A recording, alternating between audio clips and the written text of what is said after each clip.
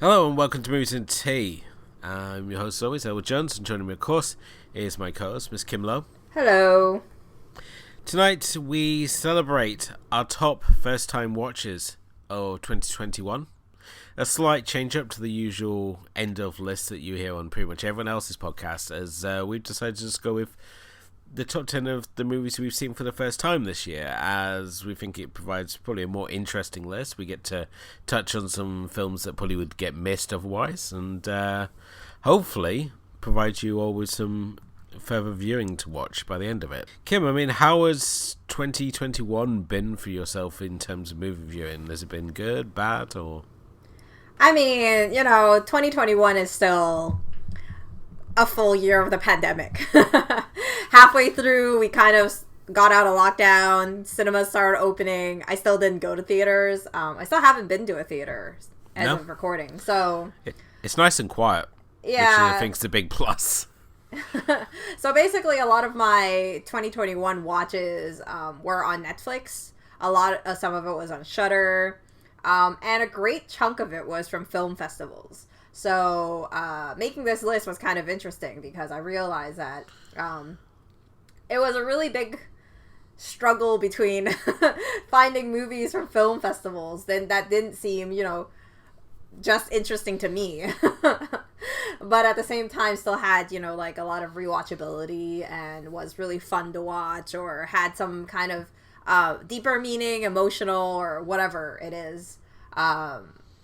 But I mean, basically 2021 was pretty good. I think overall, a lot of my higher rated movies were pretty much rewatches, which left me kind of a little bit in the ditch. But I mean, I'm catching up to some of the movies that came out, and also catching up on some of the movies that I do want to watch, hopefully before they leave the streaming services, because you never know when they leave, and by the time they leave, it's already too late to catch them sometimes. So yeah, that's basically it. I focused actually a lot more on TV series this year than on movies for a good bulk. So if anybody follows me on Letterboxd, they'll see that I'm like probably 100 movies less than what I normally would watch. Okay. And all that 100 movies time was basically from binging TV series, or I don't know, trying to exercise more or something, Yeah, I mean, for myself, I've had I was zero interest in anything on TV, and then this last month or so, it's suddenly been like all these great TV shows have just appeared out of nowhere. Like, we've had Yellow Jackets, we've had Chucky. It's like, where were you at the start of the year? Because there has been damn all to watch between then and now. And obviously, we obviously had the Squid Games, which everyone has been pretty much binging away at, so... It's I've got some catching up to do on TV, but it's for some reason it's been very much a movie year this year for myself. So, but should we kick things off then? What did you have at your number 10 in your first time watches of 2021? My first pick, my number 10 is Beyond the Infinite 2 Minutes. Which is a Japanese basically one-shot film. Like, I mean, a lot of people know Japanese films, basically the one-shot type of thing is the One Cut of the Dead movie, which is one I really, really think is really great. But Beyond the Infinite 2 Minutes is basically a sci-fi movie. There's using the 2 minutes between a computer's security camera and reality delay, and that delay between the two computers is what's causing them to have this kind of space-time continuum. And as this group of friends in this cafe start learning more and more about it, they start trying to expand on those 2 minutes and trying to cut in that time. And it's a really goofy movie overall, and I think that much more than any of the film, as much as the film itself is funny, you even I think the best part of it is even at the end in the credits when you watch them film the thing. And the budget and the casting is so little. I think it's this acting troupe that did it. So they're not even professional actors. And basically what they did is everybody who wasn't in a scene you'd see them carrying the monitors with them and like the cords up the stairs, and then it was so funny when you watch like the behind the scenes of how they were filming it as well.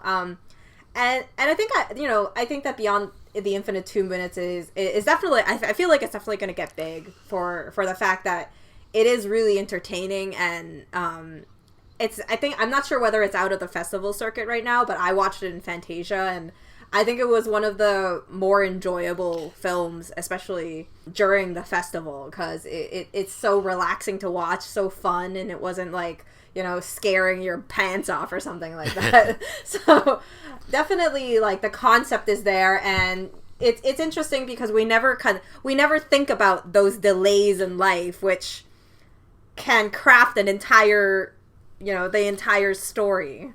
Yeah, I mean, Beyond the Infinite 2 Minutes has certainly had a lot of buzz, especially amongst the Asian cinema fans. It has been picked up for a home release through Third Window Films, so you can watch it outside the festival circuit now. And certainly One Cut the Dead, we had a lot of fun with when we reviewed it on this show, and I've certainly got Beyond the Infinite 2 Minutes to look at some point. It's high on my watch list, so either we'll review it here or over the Asian Cinema Film Club. I will be getting around to it in the near future, and even more so now that you've added it to your top 10.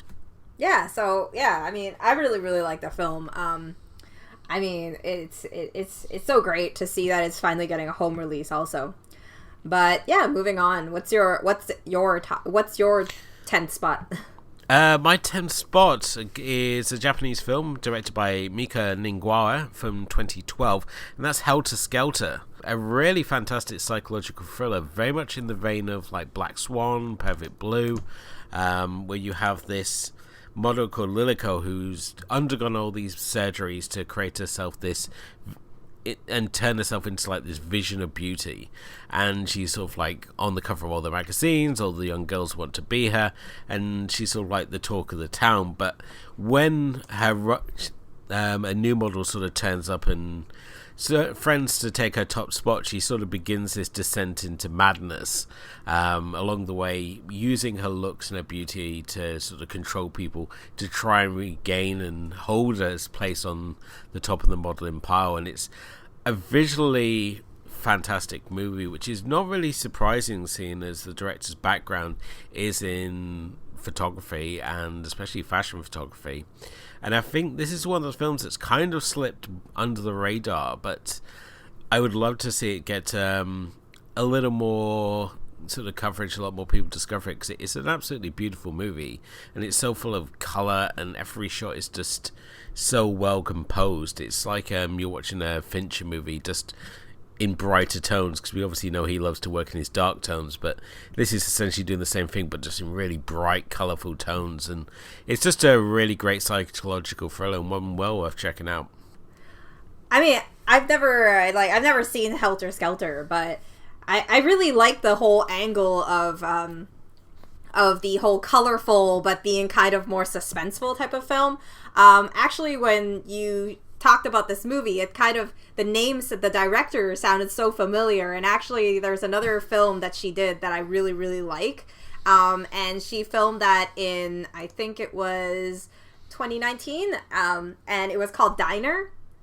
Okay, and yeah. Diner is also that type of film where I thought it was visually so pretty, and for me, I think that year Diner probably made my top 10 or top 15 or something also. It also has this kind of suspenseful, you're in this diner which is run by this guy, and then some girl comes in because she has to pay off a debt, and she realizes she's in so deep because there's all these assassins that dine there, and it's solely a diner for assassins, and they are all like batshit bonkers, so and when things go nuts, they basically, it's just this wild, crazy, slashing, and then like there's a lot of knives and guns and all that stuff. It just goes really wild as you get to the end, and then they have to figure out how to escape this and stuff like that. It's ridiculous because on top of that, there's a lot of like food porn in it also, because it's a diner and he's presenting all these different foods that these assassins like to eat and the different type of things. So it's just it's so amazing that when I looked at the pictures for Helter Skelter, I thought it reminded me so much of that, because I really do enjoy that type of style where, as much as, we're big fans of Fincher, and, as later on, we already passed through Fincher, right? Yeah. Like, as we, shared all of our likes for Fincher himself, and the dark tones and all that stuff, I also really like films. I think that a person that is able to use colors is even a bigger contrast when you're doing it in kind of like a suspenseful or kind of like a darker type of film. I think that contrast is even bigger, and I really, really do enjoy that type of style. Number 9 for yourself, Kim. Number 9 is a Taiwanese film called Hello Tapir. It's from 2020, but I think it was running festival circuit this year, so it was still hanging about, the joys of pandemic. But yeah, Hello Tapir is kind of I guess it's a fantasy drama. It's a mix of real life and animation, where it talks about a little boy who loses his father in a storm because he's a fisherman. He loses him at sea, but his whole family doesn't tell him, and they just kind of hide the fact that his father isn't back and that he's still at sea.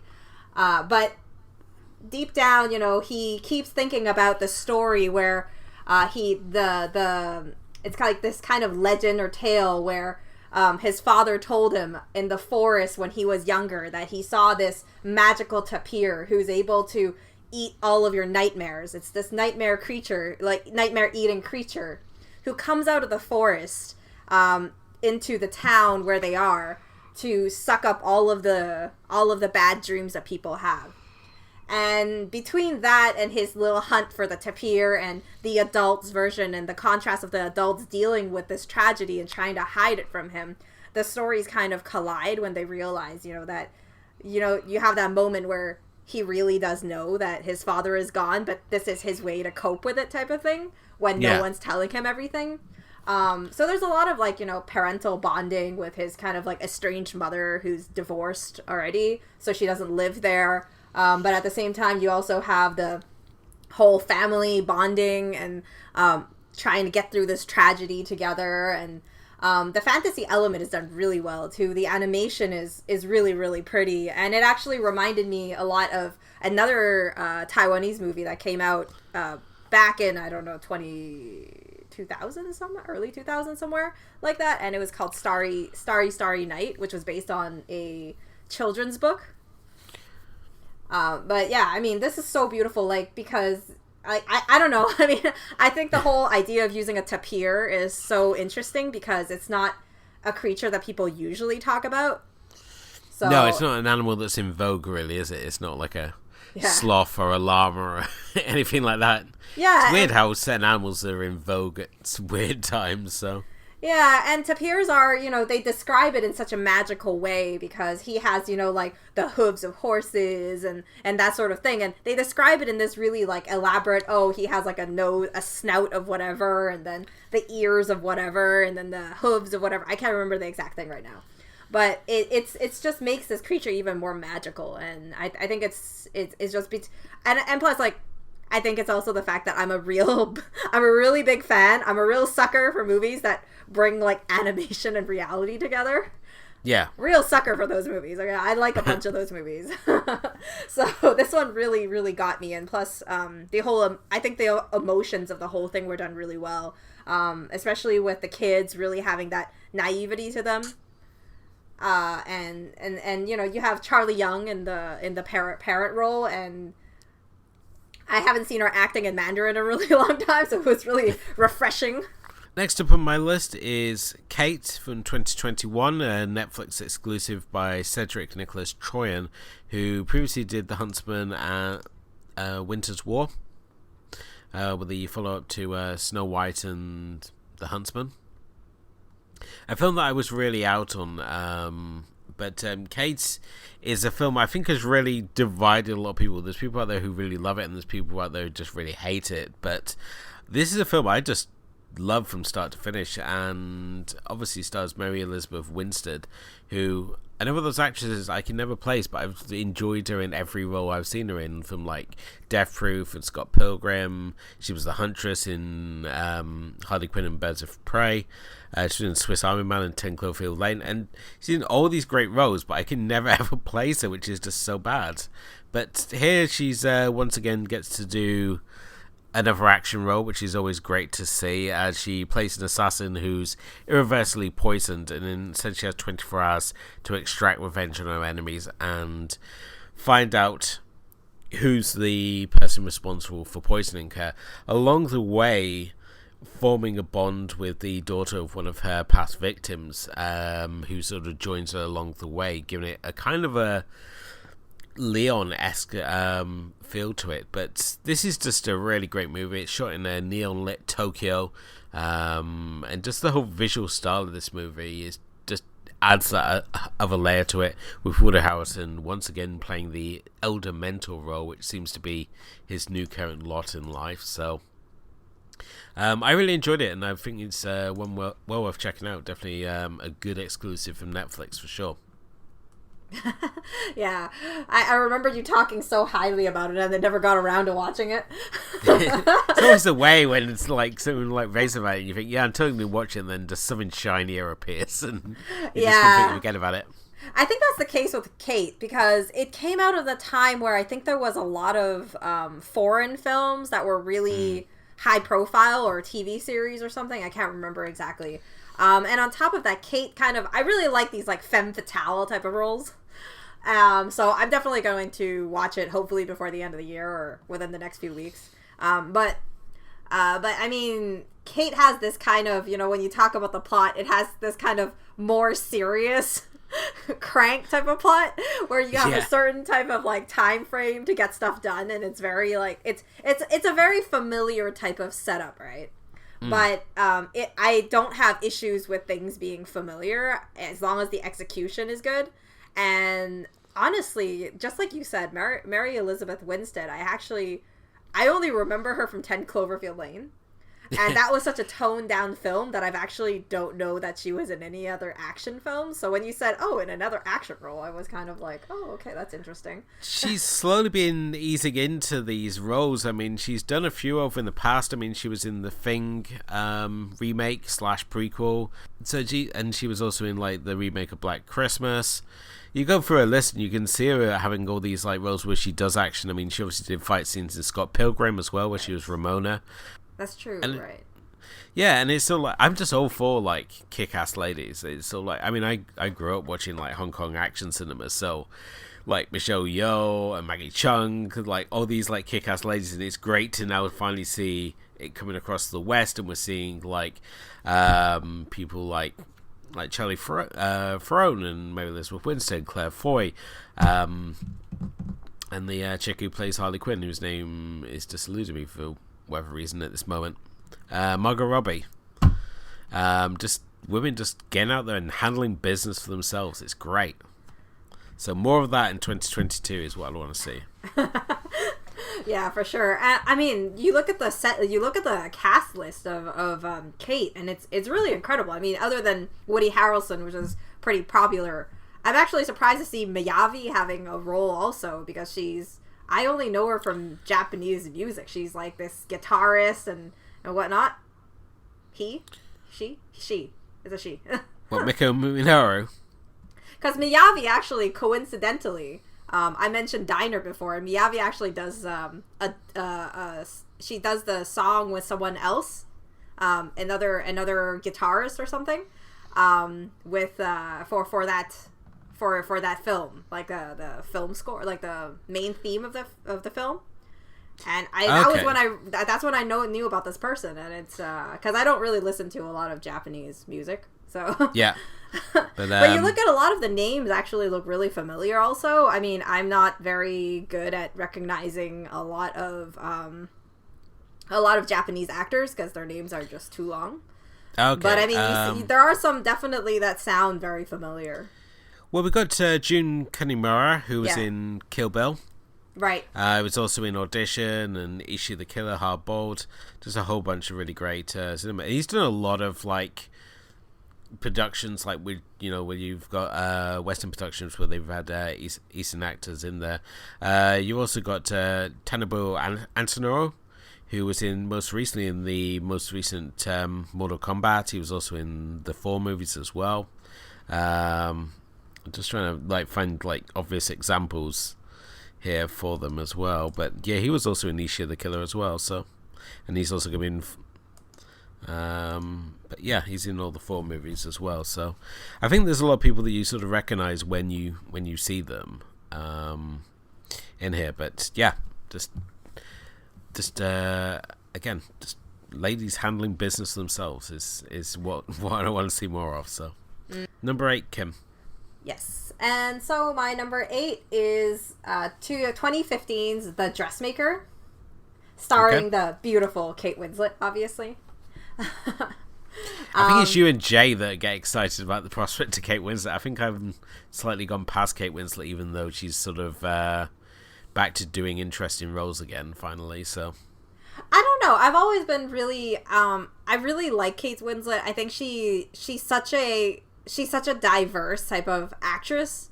Yeah. Like there are some very low key type of films that she's done, that I never expected her to do, or didn't expect her to do well, because I think that, from her early roles till right now, you kind of see this really big change. But I guess, I mean, if you were thinking about the fact that, Kate Winslet kind of started, I guess she got really famous, much like Leonardo DiCaprio from Titanic, then there's actually, like, there's so much more to her that's grown since then to other roles. And as she's matured, I actually think the roles she takes is a little bit more daring, a little bit more diverse.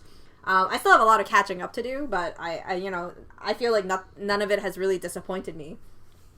But yeah, I mean, Dressmaker is about this kind of she's a dressmaker. She's a dressmaker that comes back after she's been kind of sent away when she was young, accused of killing a little boy type of thing that was in her class, and she comes back to take care of her mother in kind of like this rural Australian town. They're very small-minded, very small town.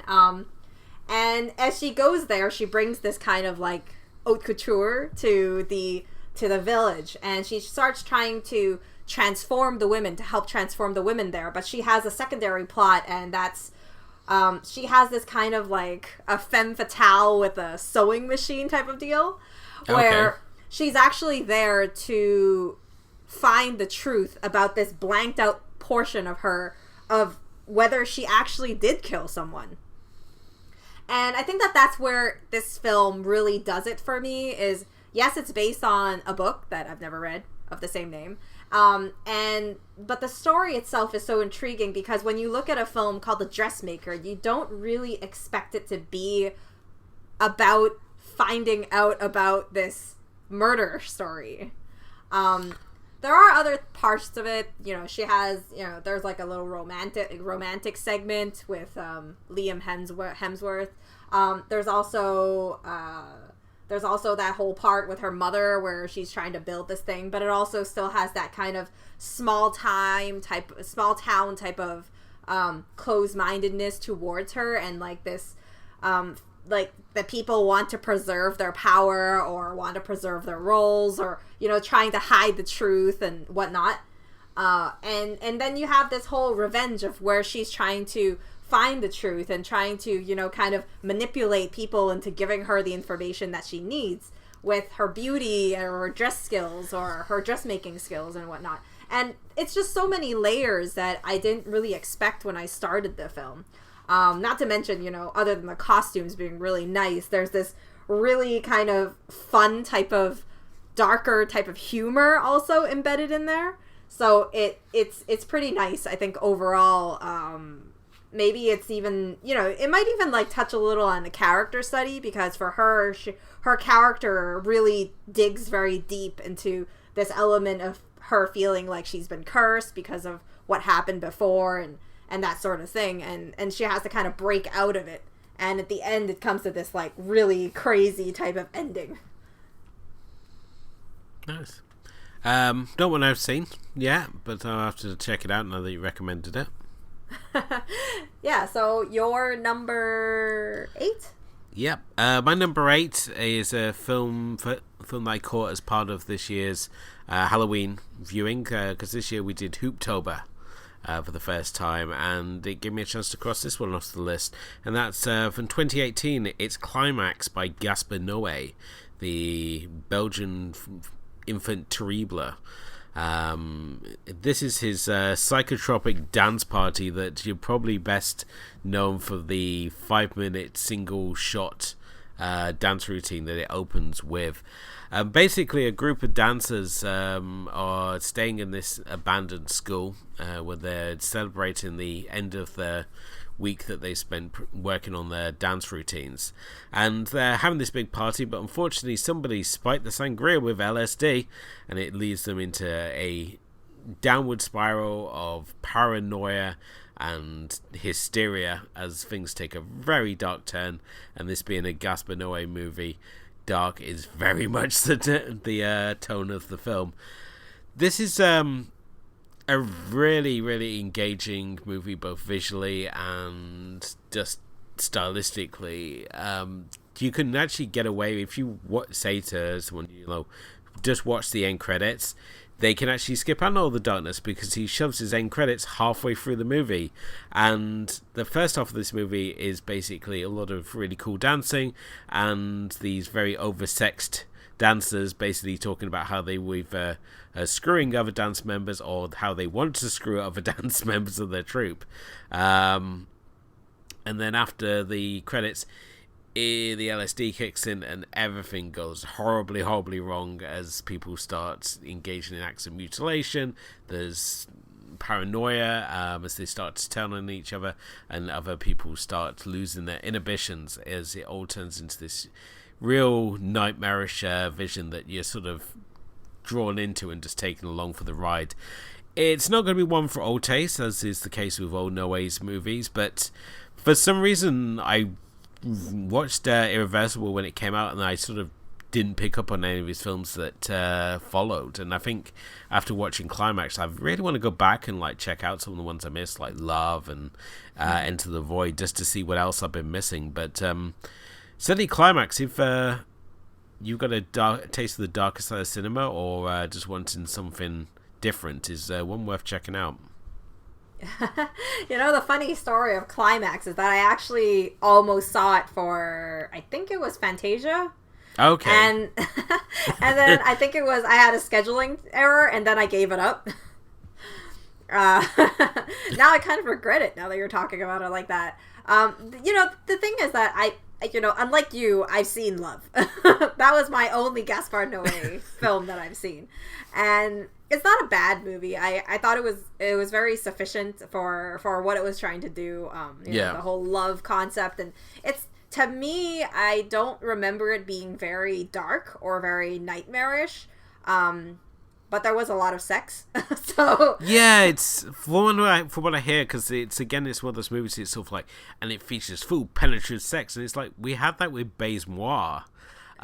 Which had the ballsiness to like use the title Baise-Moi, which essentially just means either fuck me or rape me, depending on who you speak to. And that was, as I said, I remember that one causing a lot of fuss when it came out, and now every now and again you have another film that's like, oh yeah, we're doing penetrative sex, like 9 Songs or Love, and I think Love was shot in 3D as well, which got abused in some way from what I've been told, so I think there was like a jacklet at the camera or something. Yeah, grotesque. Love was a really weird, odd movie, I guess. I kind of like movies like that because it explores the concept of love and, like these kind of untraditional type of love. And in this case, it's very, I think I don't know if it hit, I can't remember the film really well, but I think it hits into the threesome type of concept. Okay. Because they kind of invite like this neighbor over or something. And and they end up having stuff going on, obviously.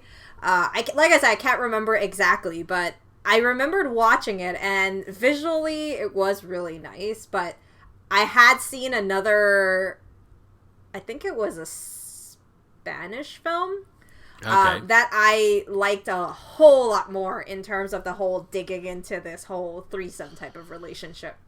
Yeah. Another very unconventional type of story. So yeah, I mean, I like really weird love stories. You have to go to Europe, though, to find these movies. You don't find it, like... Obviously, you can't find it in, like, the Asian market because it's a little too censored. You can't find it, obviously, in the Western studios, like Britain or America, again, because it's too censored. But if you go to Europe, I mean, they're pretty free and open about these things. And I've got Von Trier's Nymphomaniac duo to watch it at some point, because that's still in the Arrow player, so... I keep saying I'm going to watch it, but it's still like, oh, do I really want to watch 2 movies of people screwing? Oh, you haven't watched it yet? No. Part 1 is immensely better than Part 2, in my opinion. So. Well, that's something, another recommendation from Kim there, so we will see if that makes next year's first time viewing list then, so. Yeah. Number 7. Yeah. So yeah, my number 7 is a Chinese film from mainland China called Better Days. Okay. And yeah, and it's about 2 unlikely teens who end up meeting each other. The first is a high school girl who is struggling with bullying at school. Amidst the pressure of the college entrance exams that she has to do. Which is where her mother has all her hopes on her when she, in order to have a better life, basically, and try to break away from all of these kind of illegal deals that she's doing in the background to support their living. And during this process, she ends up meeting this teenage street thug who has dropped out from school. And in this process, they kind of bond over their misfortunes, pretty much. He protects her in the shadows from all the bullying that she's going through, and giving her kind of like a safe haven, where for him, this is someone that kind of gives him companionship in this kind of rough life that he has, and kind of something like a meaning to move on, so that they kind of have this future together.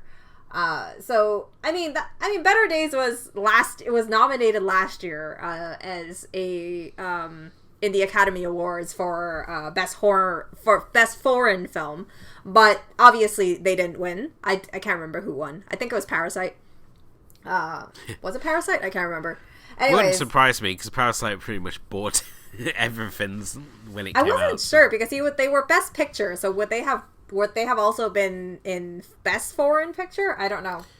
But either way, I don't remember. I didn't watch the Academy Awards last year. But it's so long. you think, oh, it's going to be really short, but it's not. It's like 4 hours long, and nothing. You got the minor categories nobody ever cares about that you're going to get through as well. You're just better off watching the highlights. Yeah, pretty much. I mean, you just want to know who wins, right? Yeah, exactly. Who cares about the nominees and stuff like that? But yeah, no, I mean, Better Days is, I think it's kind of, when you look at kind of the ratings online and stuff, it is very split in terms of just the messages trying to portray and stuff like that. But the film itself, the main purpose is really, in the end, is that it's supposed to highlight the intense bullying that exists in school. And actually the film's final bit is talking about the efforts that China has done from its beginning till now on the different rules they've enforced in order to control bullying inside the school. Because the bullying in this film gets really intense. Like, it's ridiculously crazy. Like, it's just incredibly wild, because there's like a very intense scene of just this girl, and how the bullying increases just because of an action that she did because of someone else who was bullied, and then the attention kind of turned to her, type of thing. So I mean, the movie is really, I think it's meaningful. There's the relationship between them are really good, and if people are familiar with like Chinese actors and actresses, then the main actress here is pretty popular. And the guy is popular because he used to be, he's been in the business for a really long time. He was part of a boy band when he was 15 or something. Yeah, TF Boys, wasn't it? Yeah, exactly. I only know about them because team member Steph loves her Asian boy band, so yeah, I probably know more about it through her. So yeah, but Jackson Yee is very different because he has really changed. Like, he's really grown through a lot of the being in the business and really found a different style from his TF Boys days. So yeah, no, but it's really interesting because I think this is for his first, probably one of his first actual acting roles, and he does a really great job.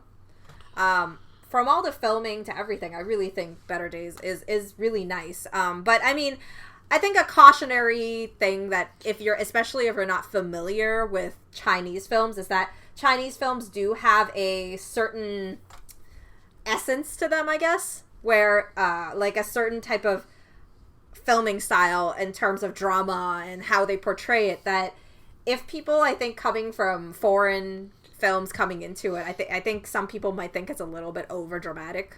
Yeah. But I think that if you've seen a few of these and can really get past that, I think that a lot of the messages are done really, really well. Because, I mean, even for me, I think when I was first, like, obviously I watched Hong Kong films growing up, but films from mainland China do have a different feeling. Even if this one is directed by Derek Zhang, and he is a Hong Kong director before he went to do this film. So yeah, definitely another one I need to add to my list. I mean, I don't watch enough, like, films in mainland China. I mean, I think the last one I saw was like Touch of Sin, which I really enjoyed. I think I saw that one last year, and so when it is unfortunate that we only seem to sort of focus mainly on like the Hong Kong film industry, and we tend to overlook a lot of the output of mainland China. So I would definitely give this one a look as well. So another one for my watch list, Kim. So well done there. Yeah, the thing is, like, one more note, I think, is that mainland China, to me, because I've been really focusing on that market for the last 2 years or so, and to me, I really think that they are a growing market, and there is a lot of growing potential there, because I think there's a lot of hidden talent that people haven't discovered yet. I really believe that there's a lot of really great movies, but it's just because China closes themselves off so much that makes their films really inaccessible. Even for me, I think it's really hard to find some films, especially finding it and then having it in English subtitles is an even bigger challenge. It's nice because they are getting into the YouTube thing, so some of the films are being shown on YouTube and you can find them, and then they have the closed captions, so that helps. But I mean, I would love to recommend so many more films that I've seen, but even for me, I have some films that I have the hardest time finding, and I've been trying to find them for like the past year or so, and I still haven't been able to find them. So it's a struggle. It's a constant struggle. Shitty TV series you can find everywhere. The same plot over and over, hashed to death. You can find them easily. But these good, like, indie circuit movies, really hard to find. For myself, at number 7, we have got Vice Versa, China. This is actually the second year where we've had wrestling documentaries make the top 10. I mean, last year we had You Cannot Kill David Arquette and Nail in the Coffin, the Vampiro story. And this year I've been really kind of blessed. A lot of my weird obsessions have had documentaries made about them, like The Descendants I got Filmage for. There was also like the El Duce tapes, School World, and this, and obviously with Action Park we had Class Action Park, which was also a phenomenal documentary. But China, for those not into pro wrestling, she was a female wrestler, real name Joni China Laura, and she was unique in the fact that she actually was one of the few female wrestlers who actually wrestled the guys. She was introduced as the female bodyguard of the Bad Boy stable Degeneration X, and she was like their female bodyguard, and through there she's like built up this legacy, and she sort of fell out of the industry and made a few sort of career choices that sort of kind of blacklisted from the industry. And this documentary charts her history in wrestling as well as her sort of final days. And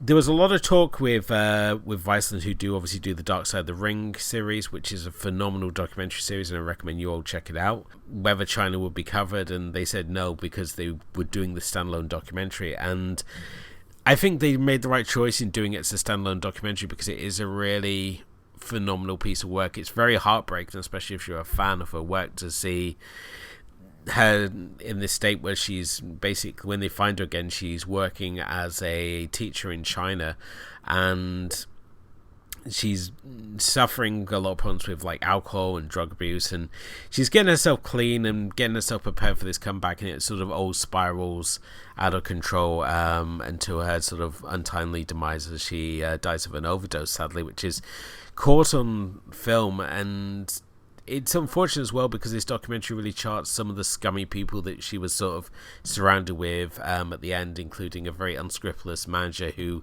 even in her death, was busy trying to exploit every last dime out of her name. But if you're a fan of her, I think this is like a very important documentary to watch, and one that was definitely worth coming out just to tell sort of the full story of her legacy, especially while she's still being denied being part of the Wrestling Hall of Fame, because when she left wrestling, she went off and did porn, and they frown on that despite the many unscrupulous things that male performers do. But that's a discussion for another podcast. But yeah, Vice Versa China is my next pick. Nice. Yeah, I always end up learning more about wrestling documentaries from you, so it's wrestling. I mean, wrestling's one of those things. It's sort of like, if you're not a fan, it's very hard to explain what the appeal of a predetermined sport. But if you're a fan and you're in this world, like, there's no reason, no excuses needed for like why you love it. It's just understood. So, but yeah, I wait to see what 2022 is going to bring in terms of wrestling documentaries, and hopefully a new season of Dark Side of the Ring, because the 3 seasons we've had have all been phenomenal. So, yeah, Kim, number 6, what did you have?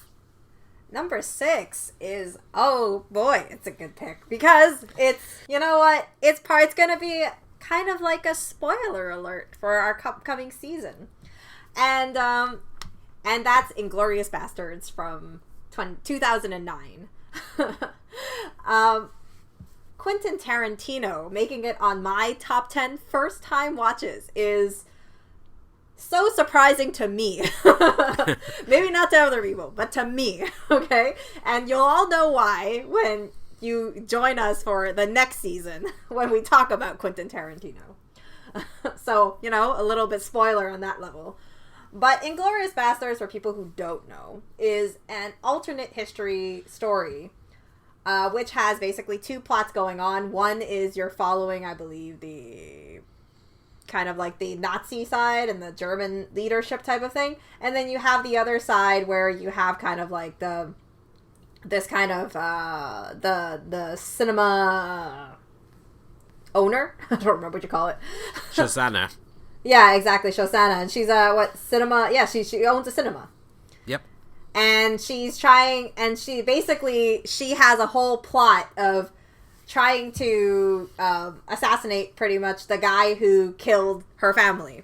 So there's multiple plots going on at the same time, and basically it's kind of like this alternate history with set during like the Hitler times and whatever, and you have all these things culminating together, and it just fits so well together. All the roles are so great, and that kind of like, I don't know what you call it, I guess dark humor, the violence, the dialogue, the cast, everything is just so good in this one. I mean, I don't compliment Quentin Tarantino a lot, but this movie was really a breeze to get through, and I really loved it. And I don't want to talk too much about it because, you know, I want to save it for, you know, next season when we talk about the Inglourious Bastards, so we don't waste it all here. Yeah, definitely. So, I mean, I would just say that of his filmography, I think this one has just sort of aged so well since its release, and I think maybe because like Reservoir Dogs and Pulp Fiction are now, and even like Kill Bill to an extent, is so part of like everyday public knowledge. Like everybody knows what those movies are. They're so referenced. And then you got like Inglourious Basterds and the films which come after it, which are less so referenced, that you forget just how good this movie is. So yeah, I can totally understand why you would have it on your list. So, but really great discussion coming up on that one. So look out for that episode. Yeah, and your pick? My number 6 is Brandon Cronenberg's Possessor. Which is a film that got a lot of people very excited in the Gentleman's Guide to Midnight Cinema group.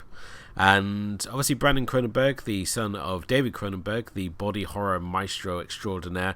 And here Brandon, he follows up after quite a while, really, because I mean his first film was 2012's Antiviral, about people collecting the infections of their favorite celebrities, and Possessor, it now comes in 2020, where you follow this assassin who has the ability to inhabit the bodies of different people and use them to carry out assassinations. Unfortunately, she finds herself stuck in one of the bodies of her latest assignment, and finds her mind slowly deteriorating as she tries to find a way out. Much like son, much like father, is clearly a fan of body horror as well, as we get that element in there. But this is just a really interesting sort of cyberpunk-esque tale of where people can have their bodies taken over and used as a way for assassins to carry out their targets. But it's just a really phenomenal movie, and one that just stuck with me long after the credits have rolled, and a real highlight of this year. And I was glad that I finally got a chance to see it, because it was, for the longest time, was on the festival circuit and just wasn't getting the distribution. And then finally I was able to get a chance to watch it, but well worth the wait. It's awesome. I mean, it sounds good. Obviously, body horror is not my first choice, and hence why Cronenberg has never been on top of my list or anything. But I mean, it sounds really good. I mean, it sounds like a really solid film. I definitely would add it to my list. Nice. Yeah, and my number 5. Yes, into the top 5s now. Yeah, my number 5 was last minute addition, actually. As I caught up with Shang-Chi and the Legend of the Ten Rings. Thanks to a, cheap Disney Plus month. Good way to catch up on those Marvel movies. Yeah, well, this is the only Marvel movie I caught up with. So yeah, no, I mean, if people don't know, I mean, Shang-Chi is basically about this guy who gets brought back to the, I don't know, the Ten Rings facility organization with his sister, because his father's gone a bit cuckoo and thinks that there's a voice calling out to him of their mother, of their dead mother, who's calling to him to save him from. Because her home, Ta Lo, has trapped her behind this gate or something. And he ends up having to, they end up having to face up to the Ten Rings organization, which is a big showdown. I mean, this is like, the simplified version of the whole story, obviously. But, I haven't enjoyed a Marvel film so much in a really long time. And Shang-Chi is very... I guess it's also very new, as in, like, it's fairly standalone, in the sense that it does have a few callbacks to, in a clever way to, past films, Iron Man 3, and there's a character from Doctor Strange who appears, and the post-credits also do kind of link back to the whole MCU, but in the whole spectrum of things, I think the film is really great because you get to see, Michelle Yeoh, and then you get to see Tony Leung being speaking really good English, surprisingly. I don't know why I'm so surprised. I mean, Hong Kong was a British colony. So I don't know why I do that. But then, you have a fantastic Awkwafina who shows up, and she is just this, like, bubbly, wild character, as she usually is, that adds kind of, like, this humor to the whole thing. And obviously, Simu Liu from Kim's Convenience, who has very decent Mandarin. I was actually surprised, but I mean, he did immigrate fairly older to Canada, so I shouldn't be that surprised, honestly. But no, I think the whole thing comes together really nicely. I really like the whole plot, the whole concept. Yeah, it's a Marvel film. The plot isn't too hard to figure out, but there are some really great fighting sequences, some really nice, action choreography, some really nice dialogue, and I don't know. I think the whole thing comes together really nice. Definitely so. This is a big surprise for myself. I think this and Black Widow, which took up places 18 and 19 on my own top 50 for the year, I was just so super surprised because I've been kind of feeling a bit of the drain with the old Marvel movies because they're all essentially the same. And when you have Shang-Chi comes along and it feels like something fresh, and I think because it's such a standalone adventure rather than being part of this bigger story, it just gets to do its own thing. And the cast, as you said already, it's absolutely stacked here. I mean, we got Simu Liu, who for some reason I thought was Korean, mainly because I watched a lot of Kim's Convenience, but he's not. Obviously Tony Leung, Hong Kong legend that he is. I suppose it's just really great to see them getting some of his caliber. I mean, obviously, clearly they didn't have Anthony Wong money, but it's always nice to see Michelle Yeoh as well, who just appears to be in everything now. She's really getting credit, and obviously Awkwafina, never a bad thing to see as well. I have to say, really surprising as well to see a mainstream Hollywood film, much less a Marvel movie, with so much Mandarin. Yeah, exactly right. And for me, I mean, obviously that feels like home because, I mean, I didn't have to read the subtitles. I actually turned on the Chinese subtitles. So just to compare to see how whether like I caught all of it, because my native language, like dialect, is Cantonese. So sometimes Mandarin, when it gets like really quick, and Tony Leung doesn't have the best Mandarin because he's from Hong Kong, so yeah, sometimes I needed to turn it on just to catch what he was saying a little bit more. But yeah, no, I mean, even if you think about like even the mother role played by Fala Chen, I haven't seen her since her early days in TV series from like Hong Kong TV series. So I was so surprised to see her in this role because I never thought she had made it that big. That she was going to be, in a Marvel film, right? So I was, it was just so many little surprises of familiar faces and stuff like that. And I really like that sort of little touch to it. I guess to me, it had a little bit of the Hong Kong nostalgia in there as well. Because I could acknowledge how great some of the cast is, but I guess for some people who aren't into all this stuff, maybe they won't notice as much. But I mean, you got Tony Leung. I think like some of these people probably were star-studded if you knew who this guy was. Oh yeah, I mean, as I say, with Tony Leung, I mean, the guy's an absolute legend. I mean, he was also in one of our favorite movies, Lost Caution, when we did our Ang Lee season as well. So it's just kind of great to see him making like a Hollywood picture. I don't know if he'll make many. Maybe it'd just be like do like a cup of coffee, stop over like Chow Yun Fat, and then just like return to Hong Kong and be an even bigger star than when he left. So, but yeah, Simu Lee.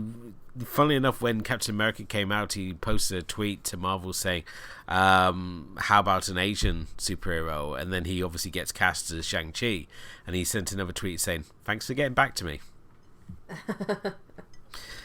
But yeah, he's doing all right for himself at the moment. He seems to be everywhere. So good for him. Absolutely. And obviously we got a sequel on the way at some point soon, because Marvel's got to keep the money rolling.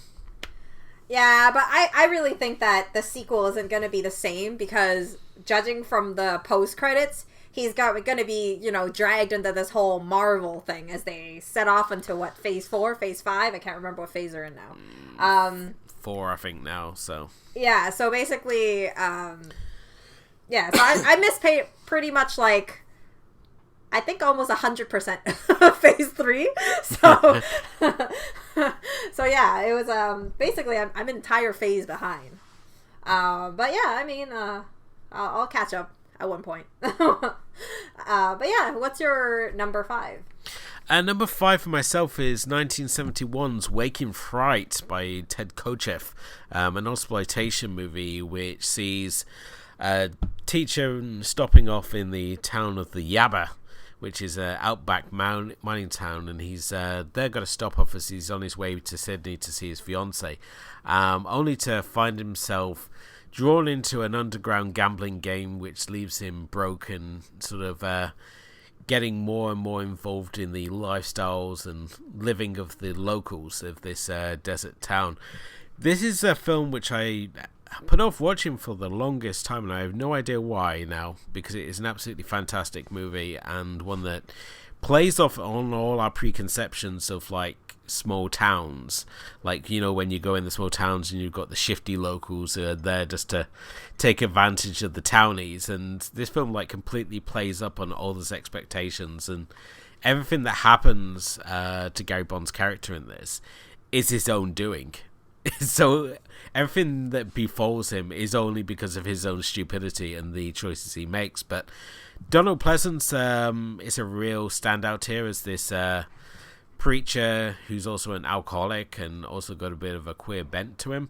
And the film itself is just got this wonderful dusty mystic to it as you're just watching this guy descend from being like this civilized highbrow teacher who's like used to this higher level of living, and he's sort of like stuck in this outback assignment where he's teaching this whole town of kids in this one class in this outback town, and he just basically wants to get back to Sydney to see his fiancée, and ends up taking this downward spiral, which is just so engrossing to watch. And I think it's just a really fantastic movie and one well worth checking out, even though there is a really kind of upsetting scene of some animal slaughter in here, which is a little upsetting but kind of plays into the story, so it is excusable in that, and does have a warning at the film to let you know that it's going to be happening at some point. But definitely one worth checking out.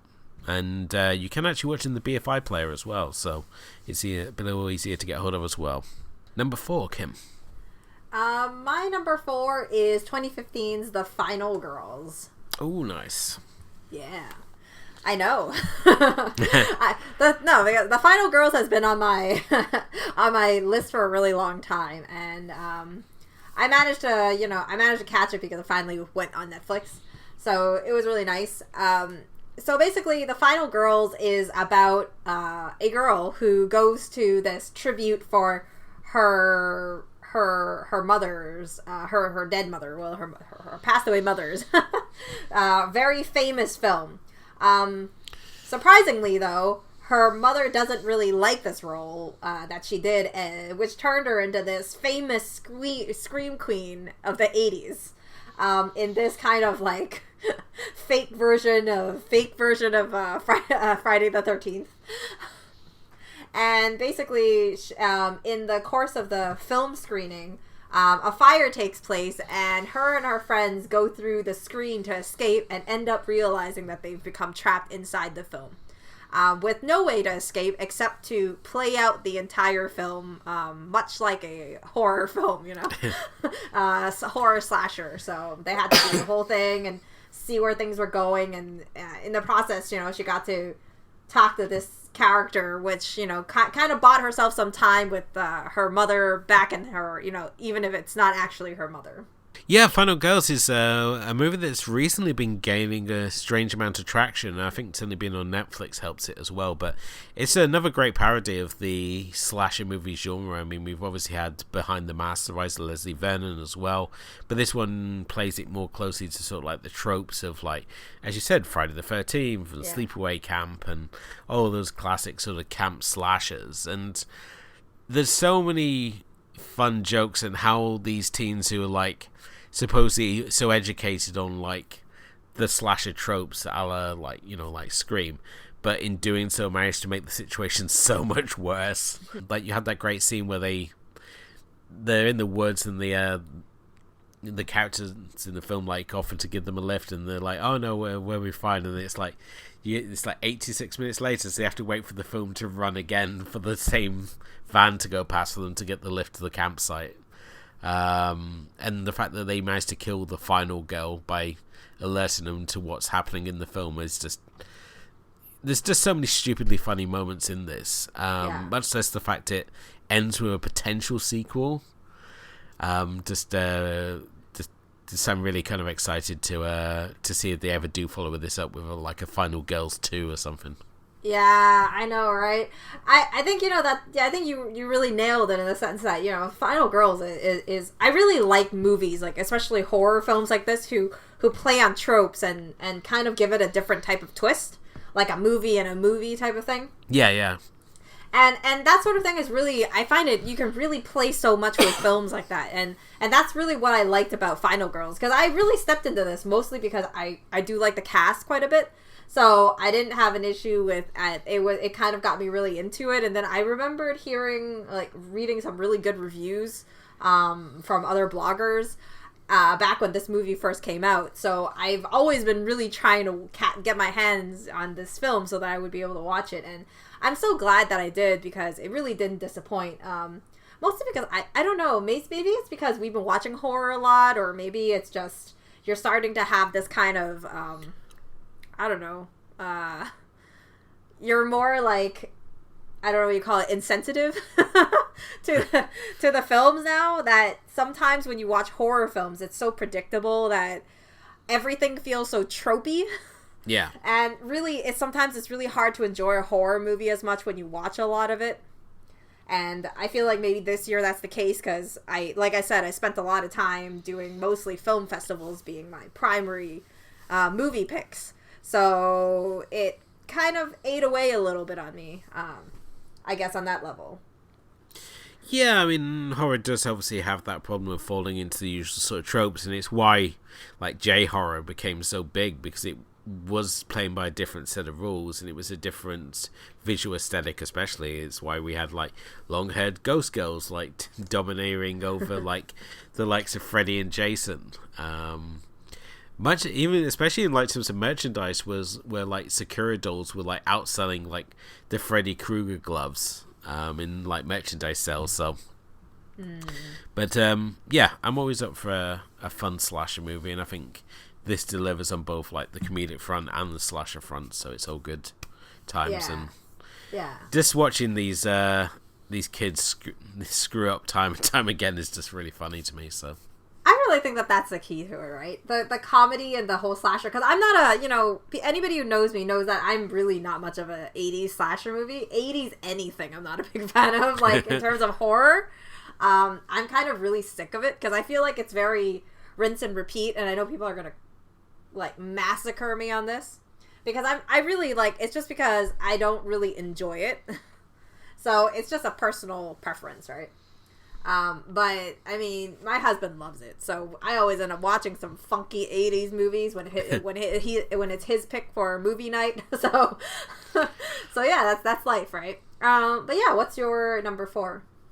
My number 4 is another horror movie, actually, from 1968. It's Roman Polanski's Rosemary's Baby, which again will tie into our Tarantino season, as it's part of the focus for his character in Once Upon a Time in Hollywood. But Rosemary's Baby is like one of those legendary horror movies that, because it's so in the public sort of consciousness, you think you know what you're getting already, but when you watch it, you realize there's a lot more to the film than the big twist reveal at the end. And obviously Polanski's a very problematic director to talk about because of obviously his life outside of filmmaking, should we say, and just separating the art from director here, I think the film itself is absolutely phenomenal, and it owes a lot to Mia Farrow's performance here, who just really goes through the ringer, as well as modelling that iconic haircut that Tara Banks would butcher the hair of 4 different models on seasons of America's Top Model to replicate. For some reason, she was obsessed with that Mia Farrow haircut in this movie, the really short haircut that she has in this. But the film itself, which sees a young couple moving into a New York high-rise apartment to essentially start their family, only for strange things to start happening, and Rosemary herself to sort of suffer increasing paranoia that not everything in the building is as it seems, especially in terms of concerning her baby. But this is one that's well worth checking out. It's one of those horror movies that definitely lives up to its reputation. It's just it was a phenomenal watch. That's really cool. I mean, I obviously, Rosemary's Baby is one that is super popular, especially in kind of the the horror scene. But it's one that I haven't seen. Honestly, I really need to go back in time and catch up on some of these older horror films, because there are so many blind spots on my horror classics, I guess, if you call it that. I think that's the good thing when you have like 31 Days of Halloween, or when you do Hooptober. Hooptober in particular is great because it challenges you to not just stick to the old favourites and to venture off the beaten path more, just to hit the criteria and like find like films from different countries, for example, and to hit these like horror blind spots. Like for myself, it was obviously Rosemary's Baby this year, so it was good to finally cross it off the list and discover, much like Stepford Wives, it's a lot deeper than like the general persona of what it is. So now we're into top threes, and what's in your top 3, Kim? What's the bronze medal for this year? The bronze medal is a little indie film that I watched for Fantasia. It's a Canadian-Japanese film called Dreams on Fire. And Dreams on Fire is basically a film that is it's a drama about this young dancer who dreams about making it big from her small town, and when she's in her small town, and against her grandfather and mother's wishes, she goes to Tokyo to make it big. But obviously things don't go quite as planned. As she gets there, she ends up finding kind of these sketchy jobs where she has to dress up in these little costumes and entertain. And at the same time, she also kind of meets these different people who sets her on different types of dances and styles and stuff like that, that really kind of open her eyes to this world of dance, as she slowly kind of goes on this journey to kind of solidify her dancing skills a little. I think it's a movie that is visually really, really appealing. From the costumes to just her journey. It feels so. It's just chasing your dreams, and there's this realism to the whole story, because you see her in this little I don't know how you call it. It's this little room that she lives in that you can't even fit a bed. She just sleeps at night. There's a computer. and you just see this thing. And as she meets these horrible people, this boss that manipulates her and that sort of thing, it has this really, it captures this really neon lit, well, not really neon lit, but like really vibrant nightlife in Japan. But at the same time, it also shows this kind of like the seedy underbelly of someone trying to struggle through it, trying to get all these different jobs and the different things that they're doing and whatnot, to kind of succeed in the struggles of it. So it really is just a movie that's, you focus on this one dancer, and actually the main actress is Bambi Naka, and I believe she was a model before this, and this is like her first role, much like the director here, which is a Canadian director who this is their first directorial feature debut. So it's all very first time type of thing. Another one I have to check out. So thank you again for adding to my ever expanding watch list, Kim, with this tonight. Yeah, I mean, I'm a really big fan of like dancing films and stuff like that, and I think that this one isn't kind of like it really steps up from movies like the Step Up. You see, that's more of a selling point. Just saying it's not Step Up and it's a dancing movie. This has got my attention already. Yeah, because I think what's really interesting is her journey introduces her to so many different styles, and when you go in there, you realize that Japan is just like this cultural, culmination of so many different things, and I don't know. I mean, I really thought the film was so nice because. I mean, this director it was really crazy because this director actually had a short in Fantasia before called Breaker, and you can actually find that on YouTube. Breaker is super stylistic, from the costumes to whatever. It really pays tribute to this film because I actually went back to look at it, and I think that the really crazy outfit that he used in Breaker, which is like a cyberpunk-esque type of short film, yeah, was used in the final dance battle for this film. And I thought that was just such a nifty little thing. I think there were like little changes to it, but it was just it was so fun to see like the little connection, and that outfit was so nice also. Great. Yeah. So what's your number 3? My number 3 from 1982 is John Frankenheimer's The Challenge. This is a Westerner's idea of what samurai culture is about, so I know there's a lot of people who dismiss it on that, but it stars a young Scott Glenn, who you probably remember from the likes of probably best as playing the wise man in Sucker Punch, is probably the most memorable role that I can think of. But he's also like in a whole bunch of other movies. He's like in Training Day and Vertical Limits. He's in Virgin Suicides. He's one of those actors that when you know he is, and you suddenly remember like 5 or 6 other movies he's in, but here he is when he's like young and rugged, and he basically plays this boxer called Rick, who's sent to Japan to get a samurai sword, only to find himself caught in the middle of a blood feud between these two brothers, one who's a businessman and the other who is a very sort of traditional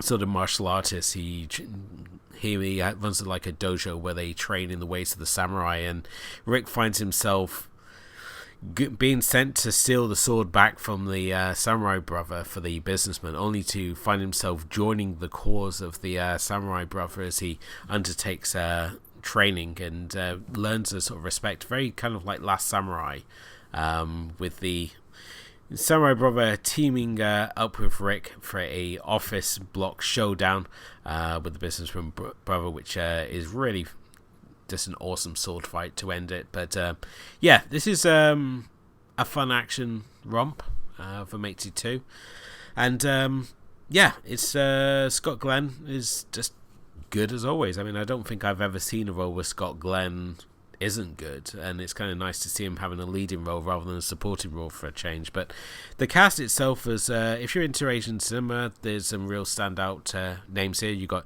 Toshiro Mifune, who was obviously like one of Kurosawa's guys. He was like Seven Samurai and Yojimbo.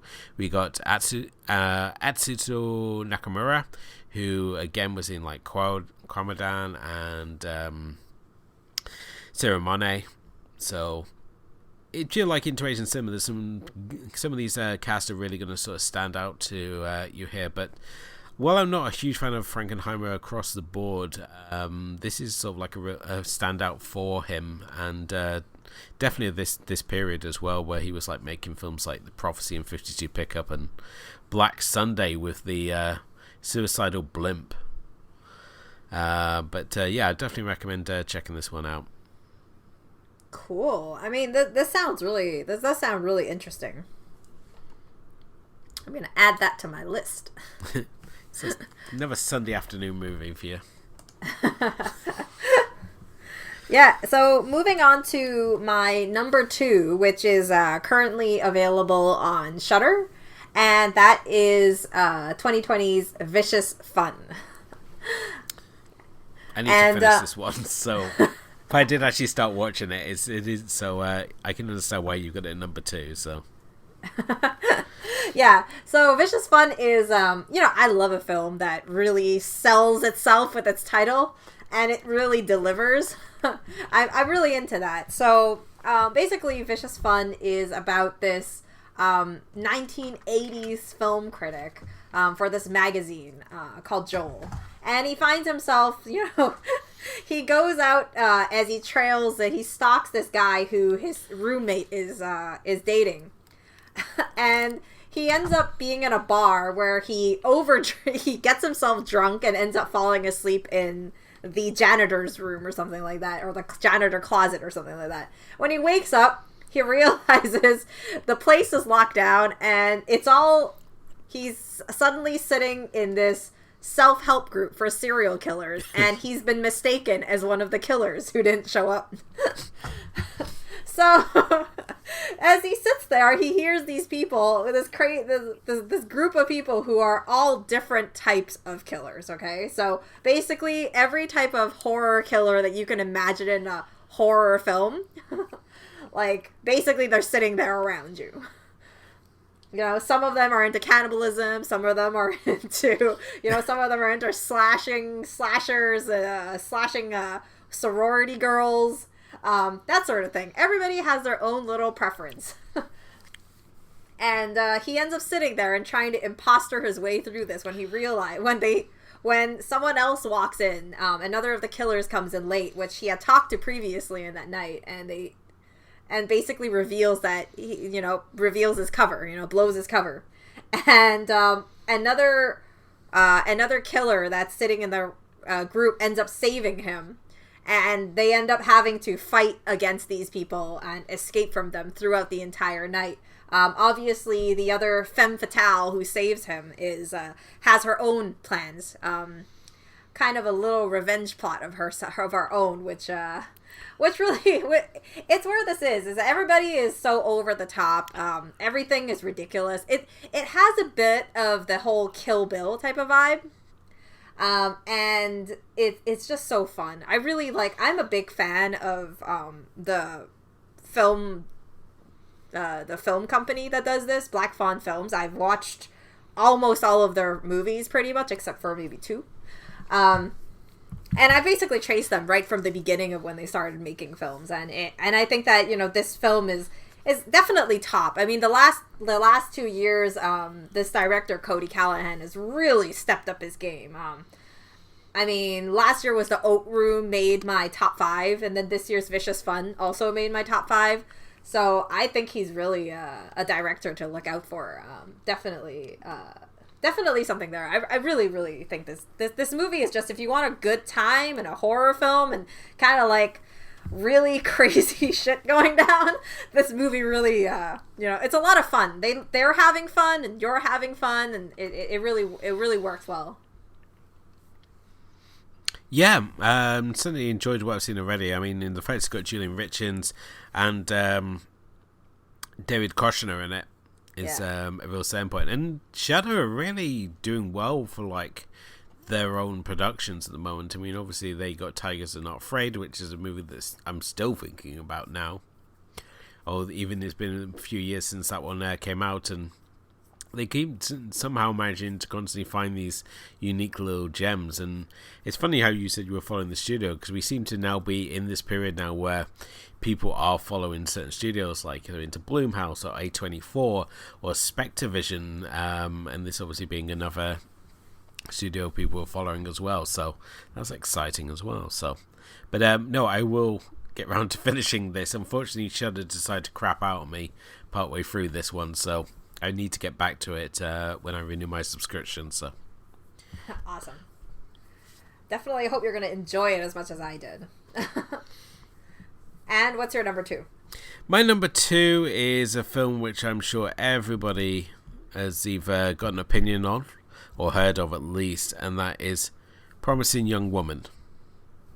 This is a film that, when it first started doing the rounds, everyone was very excited to talk about it, but for whatever reason, it got stuck in distribution hell, and I think getting some Oscar wins behind it really didn't do it any harm at all, as you can now finally get it on physical copy as well. But this is directed by Emerald Fenning, who I believe does the responsible for the TV show Killing Eve, which I know a lot of people were very excited about.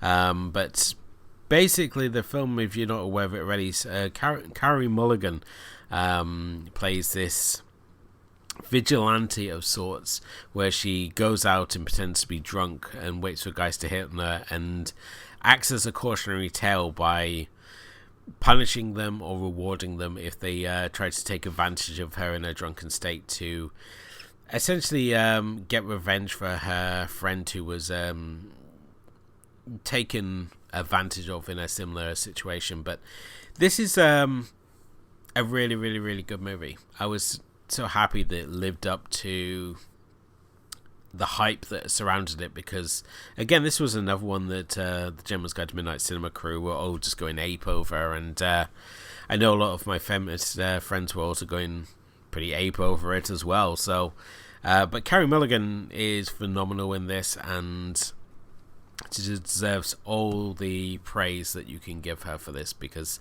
it's a fantastic film throughout, and I'm not going to go too much into it to risk spoiling it, but definitely go check it out.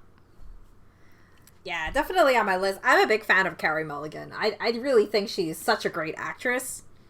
And, you know, this is one I definitely am looking forward to, especially because the cast itself is really stacked too, you know. So I'm really looking forward to it. It hasn't landed on anything that I have access to yet, but I'm hoping eventually it'll come out to a cheap rental or something, and I'll end up catching it. And now, our number one, our top of the heap, King of the Pile. What is your number one of 2021, Kim? My number one first time watch, because it wasn't in 2021, it wasn't a 2021 movie, is Hand Rolled Cigarette, which is a Hong Kong drama. It's also a directorial feature debut, and stars Gordon Lamb, which is usually a supporting role, but this time he got the leading role. Go figure, for an indie film. So yeah, I mean, he is really a veteran in the industry. Basically, he plays this retired British Chinese soldier. Because this film actually has the purpose of revealing kind of a chunk of history where these British Chinese soldiers were forgotten in the process of being under the British colony. And then between China and whatnot, they lost their citizenship pretty much. They belong to no one. And that's a chunk of history that people don't really know about. And I didn't know about it either, actually, until I watched this. And it was they did it to kind of highlight this person who's kind of stuck in the middle of nowhere, where they couldn't really do anything. So he is doing these like kind of like a in between guy, like the middleman for sketchy deals with like drugs and like illegal imports and whatnot, illegal deals and whatnot. When he gets caught up with this young kind of South Asian man who ends up getting caught in his cousin's dealings when they go to do this drug deal that he didn't want to do, which ends up stealing from this big boss who is very, very, very ruthless. And he ends up holding, like, kind of giving him a safe space to kind of get through this. When he gets dragged into the mess, when the big boss, who he also deals with, realizes the sketchiness in this whole situation. And things just kind of, you know, the bond between these two men, as, you know, it's kind of like, as they live together and kind of like guide this younger guy on how to go through everything. But I mean, I think what's really great here is that you see Gordon, it's Gordon Lamb, right? Katong Lamb. So he kind of acts like this kind of leader type of thing and really guides him through this whole thing. And from just I really think that director himself has a lot to do with this, because he really does this really great job, especially with the cinematography, and some of these action shots are done really, really well, where, it's almost like that hallway shot that you see in John Wick, is it? John Wick, Old Boy, or? Old Boy. Yes, yeah. Old Boy, that's it. And there's like this hallway shot, and he does this kind of replica, but it's outside of this apartment complex, going through the room, and the fight is going through from one room to the next, and the camera's just panning through the windows outside, looking inside. And I think that's one of the most stylish shots of the film.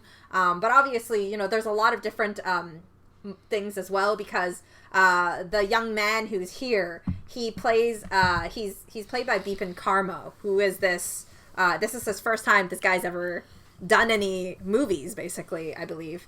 Mostly what he does is he's kind of like this really he's really good at parkour, pretty much. Okay. So they injected a lot of that parkour into, him running away and giving him that little space to move. So the movie itself is pretty high speed when you're going through that stuff, but it also has this really nice balance of drama between these two and their connection. And a guy that, the older guy, it's kind of very...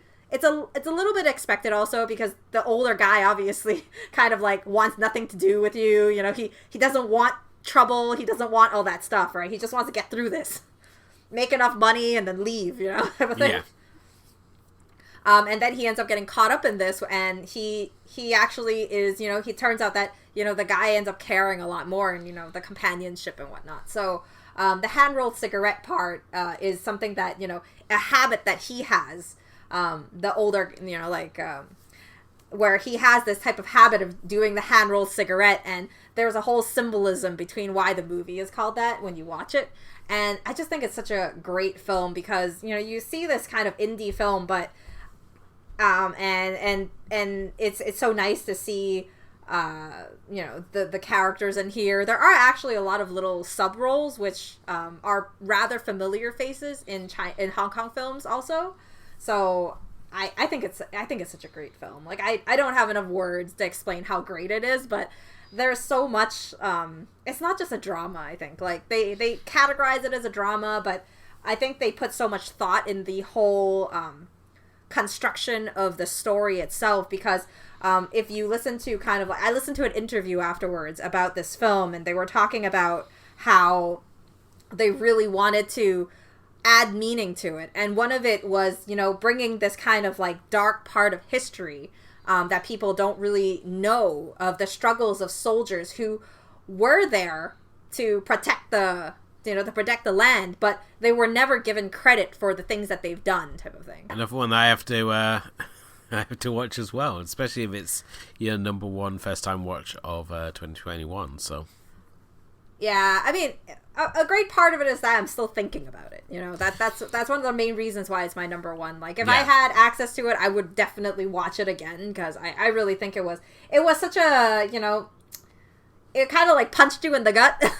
and then it's like just there, you kind of still feel it. It's always a good sign of if a movie stays with you after you've watched it. Yeah, I know. So yeah, your number one. My number one, one of my favorite movies of all time is Life is Beautiful, about a father in occupied Italy defending his son from the horrors of World War II by creating a fantasy-esque world for him to inhabit. And it ties very nicely into my number one first-time watch of 2021, as that's Taiki Waititi's 2019's Jojo Rabbit. A film in which a young boy who is a fanatical Hitler youth, to the point where his imaginary friend is Adolf Hitler, finds his beliefs being questioned when he finds out that his mother has been hiding a young Jewish girl in their attic, and at the same time is torn between his allegiances to the Nazi regime and obviously this young girl who he's developing feelings for, and really making him question everything he thought he knew about the Jews that he's supposed to be hating. While it was obviously sold as this wacky comedy, because here's Taki Waititi playing Hitler, who's the imaginary best friend of this little boy, which is kind of up there with Adam Green having the lead singer as Guar as his imaginary friend who actually hates him in Haddonfield, the sitcom that he did. But this film is very funny, and at the same time is got some really great dramatic moments in it. And again, this is another film where the cast just from top to bottom is just fantastic. Scarlett Johansson gives a career best as Jojo's mother Rosie, and Sam Rockwell is standout as this captain who sort of like plays the leader of these Nazi youth, but at the same time, having come home heavily scarred from the war, is sort of questioning the whole war ethic and is basically just going through the motions to ensure that he's not put up against the wall by a firing squad. We also have support from Rebel Wilson in there, and an absolutely terrifying Stephen Merchant as an SS captain. It's a role that really makes you want to compare him to Michael Palin in Brazil, where Palin played like the head torturer, and obviously in that film Terry Gilliam was like, well, what better person than like one of the nicest guys in the world to be like one of the most evil men in your movie. And with Stephen Merchant, this guy we know so well from like his comedic roles, I mean, he was like co-creator of The Office, and to have him play this towering and just absolutely intimidating SS officer is just phenomenal piece of acting on his part, and just really sort of adds to just one of the many reasons this film is just absolutely phenomenal and well worth checking out. But yeah, Jojo Rabbit, it's been my bomb-proof number one since I saw it pretty much at the start of the year, and I've been waiting for a film to like knock it off that top spot, and it does just not happen this year. So 2021 belongs to Jojo Rabbit for myself. That's awesome. I mean, Jojo Rabbit looks really, really great. Obviously, it's the one I haven't seen yet. I mean, that's really great, right? I mean, our top tens, most of the films we haven't seen each other's. So it's nice, you know. Next year we can catch up on each other's top tens first time watches. Exactly. And it's like funny when you look at Waititi's like back catalogue of like stuff he's done. I mean, he did Thor Ragnarok, he did What We Do in the Shadows, he did Hunt for the Wilder People, which I still have to watch at some point. Yeah. These like really sort of fun New Zealand sort of set comedies, and he even sort of dabbled with the mumblecore genre with Eagle versus Shark back in like his debut, and then he does a movie like Jojo Rabbit, which taps into the horrors of war and like the propaganda of like what the Nazi regime was, like this idea of following Nazi youth, and these kids that like believe they're helping the war effort, and obviously with Jojo like interrogating this Jewish girl in his who's up in his attic, and she just gives him all this false information, like the fact that Jews can shoot lasers from their eyes, and like all these like she's like plays up all this nonsense he's been told in like his Nazi youth camps about like how evil the Jews are and how they have all these superpowers. So, well, he writes this little guidebook called Yoo-Hoo Jew. But yeah, definitely one worth checking out, and I'm very excited to check out Hand Rolled Cigarettes. So I've got quite a few movies off your list now. It's going to be a busy 2022 already. I mean, I already know my 2022 is going to be busy because it's just so many movies I was gonna watch and I haven't gotten around to. Yeah. That it's gonna be crazy. But yeah, I'm excited. There's now cinema's getting back into its flow again, and you know they've worked out a way for us to all see movies whether we want to leave the house or not. So yeah, and I mean just looking obviously at my top 50, it's been a good year, just general for cinema, and I'm hoping that 2022 will replicate that as well. So, but yeah, that's our list obviously now. So hopefully you find yourselves as well with some further viewing. You can obviously check out our full list on our blog, which is moosandteapodcast.wordpress.com.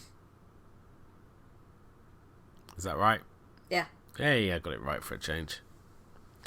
And you can also follow us on Facebook and Twitter and Instagram as well, so come and say hi to us there. Please do hit the like and subscribe button wherever you happen to be listening to the podcast today, and leave us a review. Let us know what you think of the show, as it all helps raise the profile of the show. But this brings us the end of 2021. So thank you very much for listening. Thank you for obviously joining us for our season of Kick-Ass Female Directors. We hope you've especially enjoyed that season, and one that I think we have got plans to do another season of at some point down the line. Yeah, for sure. But thank you as always to my co-host Kim.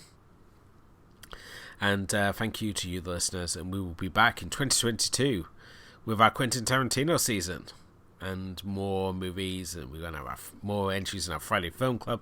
It's going to be great. So make sure you come back for that. But until next time, have a happy new year and a good Christmas.